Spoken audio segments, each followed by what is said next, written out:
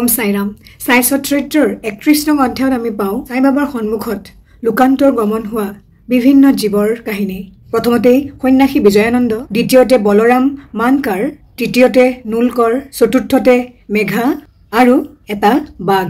আমি সকলোৱে জানো যে মৃত্যুৰ সময়ত যিকোনো জীৱৰ যি ইচ্ছা বা চিন্তা থাকে ভৱিষ্যত জীৱন তেনেদৰেই তেখেতৰ নিৰ্ধাৰণ হয়। কৃষ্ণই গীতাত কৈছে ৮ম অধ্যায়ৰ ৫ আৰু ৬ শ্লোকত মৃত্যুৰ সময়ত যোনে মোক স্মৰণ কৰিব তেওঁ মোকেই লাভ কৰে। সেই সময়ত যোনে যি আকাংক্ষা কৰে তেওঁ তেনেকুৱাই প্ৰাপ্ত হয়।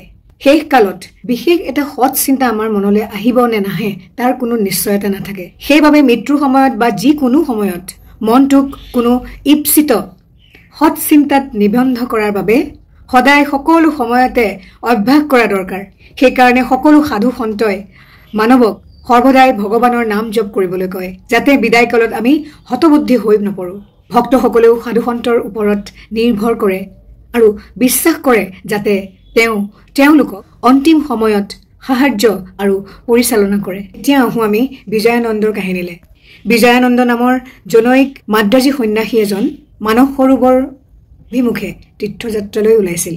যোৱাৰ পথত বাবাৰ কীৰ্তি শুনি শ্ৰীদিলৈ আহিল। শ্ৰীদিত আহি তেখেতে হৰিদ্বাৰৰ জনৈক সোমদেৱজী স্বামীৰ লগত দেখা হয় আৰু তেখেতে মানস সৰোবৰ যাত্ৰাৰ খুটি নাটি তেখেতে খা খবৰ লয়। স্বামীয়ে তেওঁক জনালে যে গংগোত্ৰীৰ পৰা ৫০০ মাইল ওপৰত এই মানস সৰোবৰ।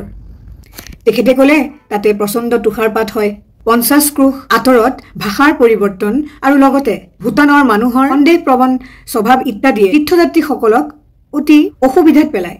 সন্ন্যাসীয়ে তেখেতৰ কথা শুনি হতাশ হৈ যাত্ৰা বাতিল কৰিলে। তাৰ পিছত গৈ তেখেতে বাবাৰ ওচৰত বহিল। কিন্তু হঠাৎ বাবাই তেওঁৰ ওপৰত গৰজি উঠিল। বাবাই ক'লে এই অপদাৰ্থ সন্ন্যাসীক খেদাই পঠোৱা। চাই বাবাৰ স্বভাৱ প্ৰকৃতি তেখেতেতো নাজানিছিল। তেওঁ মৌন হৈ কেৱল বাবাৰ ফালে চাই বহি থাকিল। এতিয়া প্ৰাতকালীন দৰবাৰ আৰম্ভ হোৱাৰ বাবে মছজিদ ভিৰ হৈ আছিলে। নানা ধৰণেৰে বাবাক পূজাও কৰা হৈ আছে। কোনোবাই তেওঁক ভৰি ধুৱাই দিছে, কোনোবাই তেওঁৰ ভৰি ধোৱা পানী পান কৰিছে বা চকুত লগাইছে, কোনোবাই সাই বাবাৰ দেহত সুগন্ধি চন্দন লগাই দিছে। সকলোৱে জাতি ভেদ নিৰ্বিশেষে সুন্দৰকে বাবাৰ সেৱা কৰি গৈছে। সন্ন্যাসীক বাবাই গালি দিছিলে, তথাপিও সন্ন্যাসীয়ে এই সুন্দৰ পৰিৱেশ দেখা পায় তেখেতে সেই মছজিদৰ সেই পৰিৱেশ এৰাৰ ইচ্ছা নকৰিলে। তেখেতে তাতেই মৌন হৈ বহি থাকিল। শ্ৰীদিত কেইদিনমান থকাৰ পিছত তেখেতলৈ এখন চিঠি আহিল। তেখেতৰ মাক খুব অসুস্থ।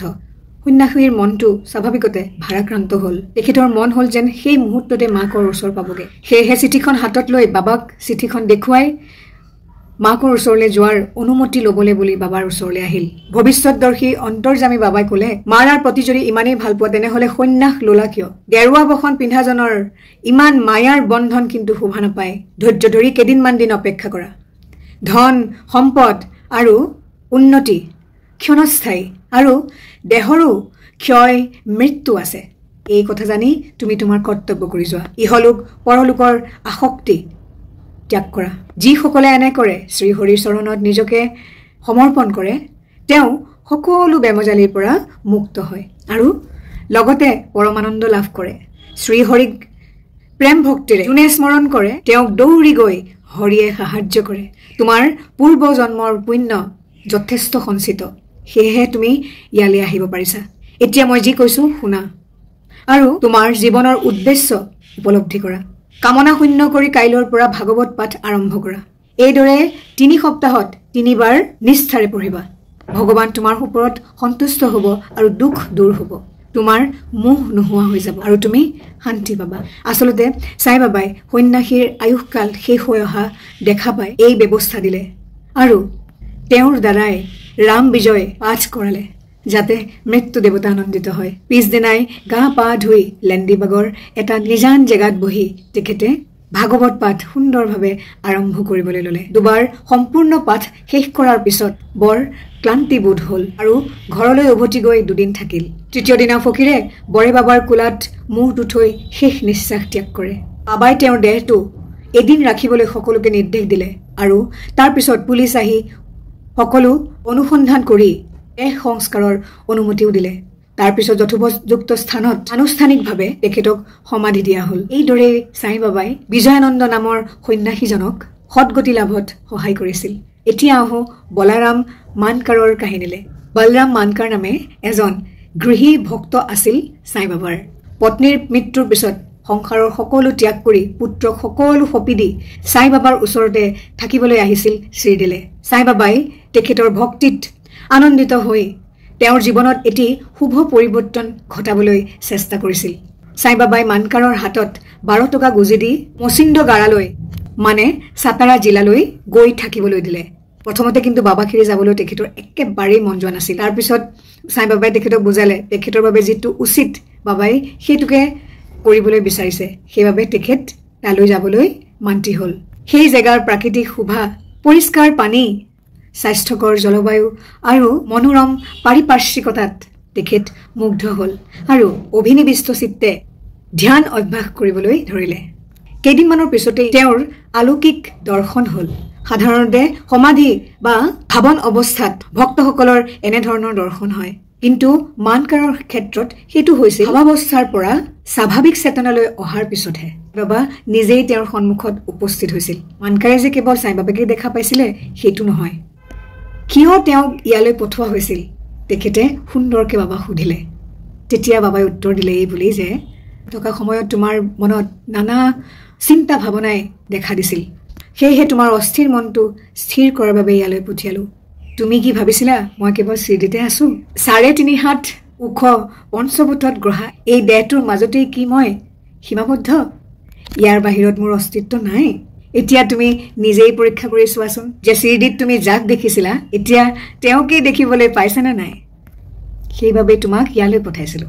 তাৰপিছত নিৰ্দিষ্ট সময় তাতে অতিবাহিত কৰাৰ পিছত তেখেতৰ স্বস্থান বান্দ্ৰালৈ উভতি গ'ল। তেখেত পুনৰ পৰা দাদৰালৈ ৰেলেৰে যাব, কিন্তু টিকেট কাটিবলৈ আহি দেখে প্ৰচণ্ড ভিৰ। টিকট পোৱা পলম হ'ব। এই সময়তে কান্ধত কম্বল লোৱা লেংটি পিন্ধা গাঁৱলীয়া মানুহ এজনে তেওঁক সুধিলে যে আপুনি কলৈ যাব? তেখেতে ক'লে দাদৰলৈ। এতিয়া তেখেতে ক'লে আপুনি মোৰ এই দাদৰলৈ যোৱা টিকটটো দয়া কৰি লওকচোন, মোৰ অলপ ইয়াত জৰুৰী কাম থকাৰ বাবে মোৰ যোৱাটো মই বাতিল কৰিছো। মানকাৰে টিকেটটো পাই অতি আনন্দিত হ'ল। পকেটৰ পৰা টকা উলিয়াই মানুহজনক সেই টিকটৰ মূল্য দিবলৈ ধৰোতেই জনসমুদ্ৰৰ মাজত সেই মানুহজন অদৃশ্য হৈ যায়। ৰেল এৰি যোৱালৈকে তেখেতে বাট চালে, কিন্তু মানুহজনক আৰু দেখা নাপালে। তাৰপিছত মানকাৰ আকৌ শ্ৰীদিলে আহিছিলে আৰু সাই বাবাৰ আদেশ উপদেশ মানি জীৱনৰ শেষকাল শ্ৰীদিতেই কটাইছিল। অন্তিম কালত বাবাৰ সাক্ষাতত সাই বাবাৰ আশীৰ্বাদ গ্ৰহণ কৰি এই ধৰাধাম ত্যাগ কৰাৰ পৰম সৌভাগ্য তেখেতৰ হৈছিল। এতিয়া আহো তাতিয়া চাহেব নোলকৰৰ কাহিনীলে। 1909 চনত যেতিয়া চাহেব চন্দুৰকাৰ পান্ধাৰপুৰৰ মামলাতদাৰ আছিলে, তাতিয়া চাহেব তেতিয়া তাৰ এজন চাব জাজ আছিলে। দুয়োৰে মাজতে ক্ৰমে দেখা দেখি কথা বতৰাও হয়।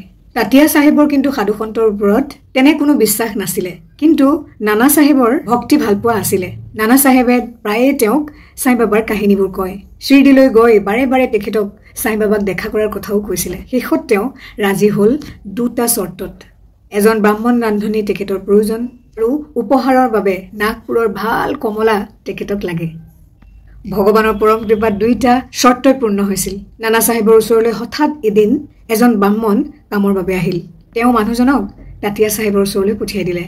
আনফালে তাতিয়া চাহেবৰ ওচৰলৈ এটা ফলৰ পাৰ্চেল আহিল। তাৰ ভিতৰত 100টা ভাল কমলা টেঙা, কিন্তু সেই পাৰ্চেল কোনে পঠিয়াইছিল সেয়া কোনেও নাজানিলে। চৰ্ত পূৰণ হোৱাৰ পিছত তাতিয়া চাহেব শ্ৰীদিলে গ'ল। সাই বাবা প্ৰথমতে তেখেতৰ ওপৰত ক্ৰোধান্বিত হ'ল। তাৰ পিছত লাহে লাহে তাতিয়া চাহেবৰ এনেকুৱা অভিজ্ঞতা হ'ল, তেওঁ নিশ্চিত হ'ল যে সাই বাবা স্বয়ং ভগৱানৰ মূৰ্ত বিগ্ৰহ। এইভাবে তেখেতৰ সাই বাবাৰ প্ৰতি প্ৰেম জাগ্ৰত হ'ল। জীৱনৰ শেষ দিন পৰ্যন্ত শ্ৰীদিতেই তেওঁ ৰৈ গ'ল। তেওঁৰ বিদায় লগ্ন চমুহাই আহিল।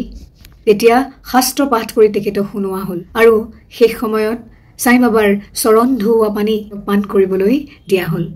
সাই বাবাই তেখেতৰ দেহত্যাগৰ খবৰ পালে আৰু ক'লে আমাতকৈ তাতিয়া আগতেই গুচি গ'ল আৰু তেওঁ জন্ম ল'ব লগা নহয়। এতিয়া আহো মেঘাৰ কাহিনীলে। 28 নং অধ্যায়ত আমি সকলোৱে মেঘাৰ বিষয়ে জানিয়ে আহিছো। এতিয়া মেঘাৰ মৃত্যু হ'ল, তেতিয়া গাঁৱৰ প্ৰতিজন ব্যক্তিয়ে শোকযাত্ৰাত যোগ দিছিল। অন্ত্যেষ্টিক্ৰিয়াৰ শেষ হোৱাৰ পিছত সাই বাবাৰ দুচকুৰে পানী বৈ আহিছিল। সাধাৰণ মানুহৰ দৰে সাই বাবাক শোকাহত পৰিলক্ষিত হয়। ইয়াৰ পিছত ফুলেৰে দেহটো ঢাকি নিজা আত্মীয়ৰ নিচিনাকৈ কান্দি কান্দি তেওঁ মছজিদলৈ উভতি গৈছিল। মানুহক সদগতি দিয়া এনে বহু সাধুসন্ত দেখা গৈছে, কিন্তু বাবাৰ মহত্ব অপূৰ্ব। বাঘৰ দৰে পৰম হিংস্ৰ প্ৰাণীও সাই বাবাৰ ভৰিৰ তলত আহিছে, কেৱল মাত্ৰ ৰক্ষা পোৱাৰ আশাত। আহক আমি সেই কাহিনীলৈ যাওঁ। সাই বাবাই সমাধি লোৱাৰ 7 দিন আগতে এটা অদ্ভুত ঘটনাৰ সাক্ষী হৈছিল শিৰডিবাসী। এদিন মছজিদৰ সন্মুখত এখন ঠেলাগাড়ী আহি ৰল। গাড়ীৰ ওপৰত লোহাৰ শিকলিৰে বান্ধা এটা বাঘ। বাঘৰ সন্মুখ পিছমুৱা হৈ আছে। কিবা দুখ পাইছে যেন অনুমান হৈছিল। বাঘৰ মালিক তিনিজনে বাঘটোক বিভিন্ন ঠাইত দেখুৱাই টকা আহৰণ কৰিছিল। তেওঁলোকৰ সেইটোৱে আছিল জীৱিকাৰ পথ। তেওঁলোকে বিভিন্ন ঔষধ পাতি দি বাঘটোক সুস্থ কৰিবলৈ চেষ্টা কৰিছিল, কিন্তু ফল ধৰা নাছিল। বাবাৰ কৃতি তেওঁলোকে শুনিছিল, আৰু সেইবাবে তেওঁলোকে বাঘটো সুস্থ কৰাৰ অৰ্থে বাঘটোক লৈ শিৰডি পালেহি।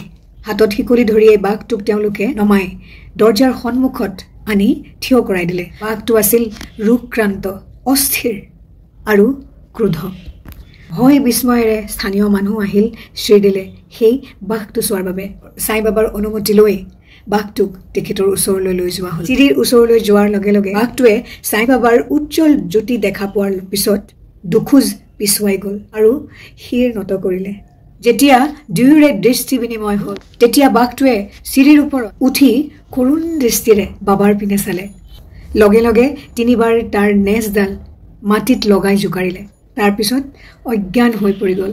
বাঘটো মৰা দেখি বাঘটোৰ গৰাকী কেইজন অতি বিষণ্ণ হৈ পৰিল। পিছত তেওঁলোকৰ সুস্থ বুদ্ধি জাগ্ৰত হ'ল। তেওঁলোকে বুজিলে যে অসুস্থ বাঘটোৰ আয়ুস শেষ হৈ আহিছে। সেইবাবে সাই বাবাৰ সাক্ষাতত আৰু তেওঁৰ চৰণৰ কাষত মৃত্যু হোৱা বাঘটোৰ বাবে খুবেই সৌভাগ্যৰ কাৰণ হৈ পৰিছে। বাঘটো তেওঁলোকৰ ওচৰত ঋণী আছিল। ঋণ শোধ হোৱাত সি মুক্ত হ'ল আৰু সাই বাবাৰ শ্ৰীচৰণত মৃত্যুবৰণ কৰি ৰক্ষা পালে। পুণ্যৰ জোৰ যথেষ্ট নাথাকিলে ইমান সুন্দৰ পৰিসমাপ্তি কেনেকৈ হ'ব পাৰে? ওম সাই ৰাম।